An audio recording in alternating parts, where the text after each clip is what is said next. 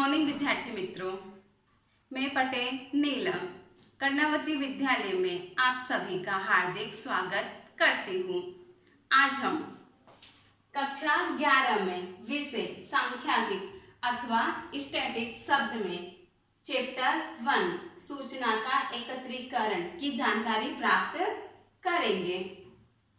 तो बच्चों, हमने इसके आगे वाले वीडियो में सांख्यिकी का उद्भव कब हुआ था और उसके विकास के बारे में थोड़ी बहुत जानकारी प्राप्त कर लिए हैं। आज हम थोड़ी व्याख्या देखेंगे। तो चलिए आज की शुरुआत करते हैं। पार्ट 1 सूचना का एकत्रीकरण, जिसे अंग्रेजी में कलेक्शन ऑफ डेटा भी कहते हैं, यानी कि माहिती को हम किस प्रकार से एकत्रित कर सकते हैं, इकट्ठा कर सकते हैं। इसमें सबसे पहले समष्टि अर्थात क्या होता है? सांख्यिकी में अध्ययन अधीन आने वाली इकाइयों के समूह को समष्टि कहते हैं। हमें किसी भी वस्तु का अध्ययन करना हो तो वो वस्तु सांख्यिकी के अध्ययन हेतु आती है या नहीं। अगर उसमें आती हो तो उस इकाई के समूह को हम समष्टि कहते हैं। उसका जो समूह होता है उसको हम समष्टि कहेंगे। उदाहरण के रूप में एक फैक्ट्री में कामदारों के जीवन स्तर संबंधित अध्ययन करना हो तो उस फैक्ट्री के समग्र कामदारों का समूह क्या है? हमारे लिए समष्टि है।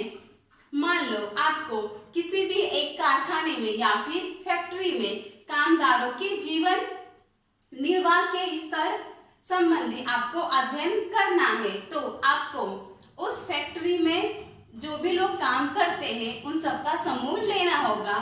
उसके आधार पर आप लोग अध्ययन कर सकते हैं, जिसे हम लोग समष्टि कहेंगे। उसी प्रकार से समष्टि का आकार क्या होता है? समष्टि की इकाइयों की कुल संख्या को समष्टि का आकार कहा जाता है। जो उसकी कुल वस्तु होती है उसे हम लोग समष्टि का आकार कहते हैं, जिसे संकेत में कैपिटल N द्वारा दर्शाया जाता है। अब इसका एग्जाम्पल, यदि फैक्ट्री में कुल 700 कामदार हो तो समष्टि हेतु N बराबर 700 होगा। 700 क्या है? हमारे लिए कुल कामदारों की संख्या है, जिसे हम लोग कैपिटल N बराबर 700 दर्शाएंगे। ये हमारे लिए समष्टि का आकार हो गया। उसी प्रकार से न्यायाधर्ष, समष्टि में से किसी निश्चित पद्धति द्वारा चयन किए गए इकाइयों के समूह को न्यायाधर्ष कहा जाता है।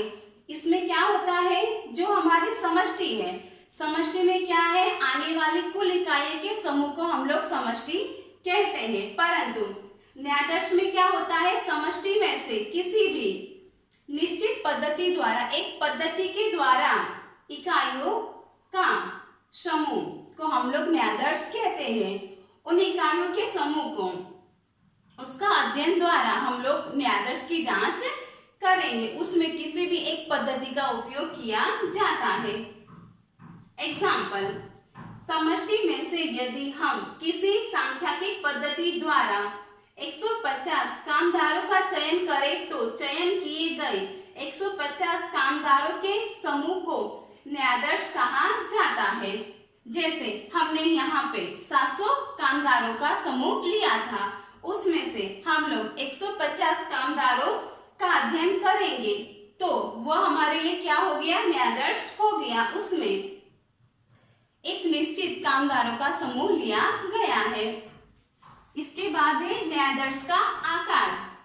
न्यायाधर्ष की कुल इकाइयों को स्मॉल n द्वारा दर्शाया जाता है। इसमें उसको किसके द्वारा दर्शाया जाता है? स्मॉल n द्वारा, यहाँ पे कैपिटल N द्वारा। इस न्यायाधर्ष में n बराबर क्या हो जाएगा? हमने यहाँ पे कितना लिया है? 150, इसलिए यहाँ पे स्मॉल n बराबर 150 है, जिसे न्यायाधर्ष का आकार कहा जाता है। अब इसके बाद है सूचना हम लोग किसे कहते हैं? किसी भी समस्या या प्रश्न का विविध पहलुओं के अध्ययन हेतु समष्टि अथवा न्यायाधीश को समग्र इकाइयों की जांच का आयोजन किया जाता है।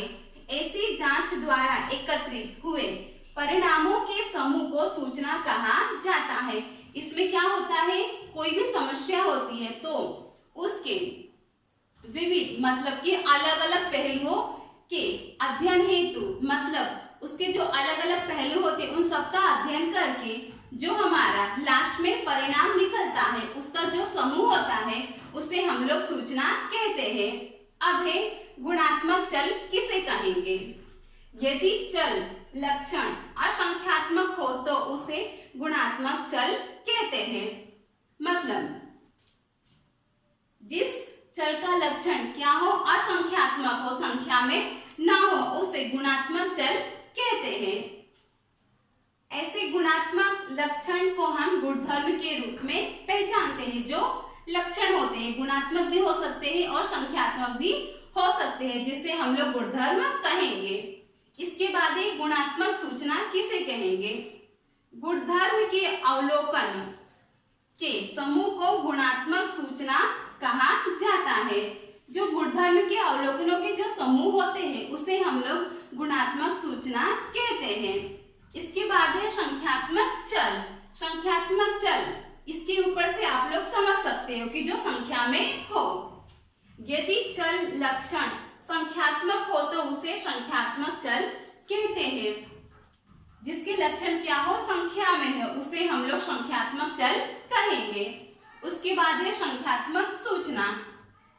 संख्यात्मक चल के अवलोकनों के समूह को संख्यात्मक सूचना कहा जाता है। जो संख्यात्मक चल होते हैं उसके जो समूह होते हैं उसके अवलोकनों के समूह को संख्यात्मक चल कहते हैं।